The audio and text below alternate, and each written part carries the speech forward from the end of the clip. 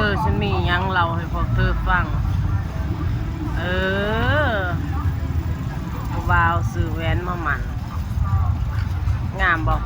หวายเห็นบอกผู้บ่าวเป็นหน้าคนร้ายหลายต่ออาทิตย์คนร้ายขนาดคนร้ายฉันยังไม่ได้อาบน้ำเบิดมือนี่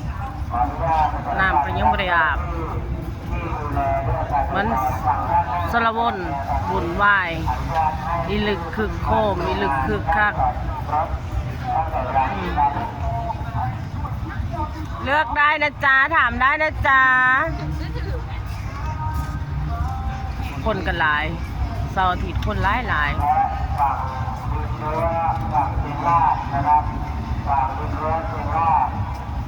ตลอดเลยนะครับฝั่งเดียวนะครับให้รถใหญ่จอดได้ฝั่งเดียวเลยนะครับเสียงดังอยู่ในงานเพราะว่าก็ประกาศเรื่องรถเรื่องล่าเรื่องจอดรถเรื่องยังสินะขอบคุณเจ้าหน้าที่นะครับที่ตั้งแนวให้รถที่เราประชาชนได้จอดรถนะครับวันนี้ต้องขออภัยนะครับตาฉันกระตุกข้างนี้บัดมือจะเป็นอีหยังมอไซค์หิ้วถึงบ้านบอกเลย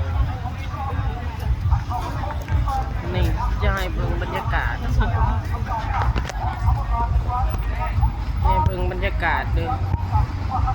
กล่องฉันกะมืดมั่วกล่องบ่ได้เสร็จเนาะจักหันหน้าหันหลังไปทางใดเด้พวกเธอหันไปทางใดล่ะบัด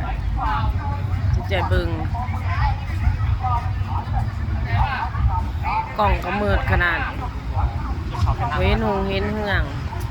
ฉันกลับหลังกล่องบ่เป็นเด้อฉันจะให้เบิ่งข้างหน้าคนกันหลายขายของดี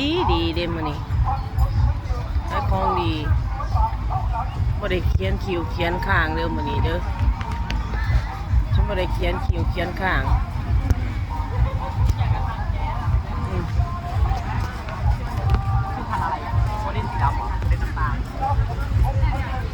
คนหลาย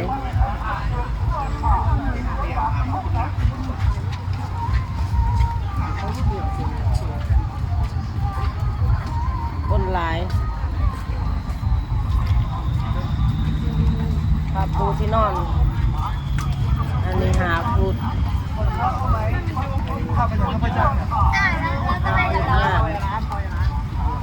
งามเลยค่ะพื้นใหญ่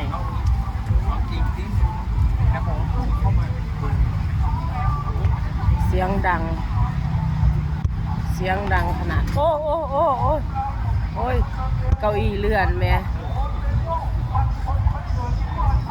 กล่องก็สายไปสายมา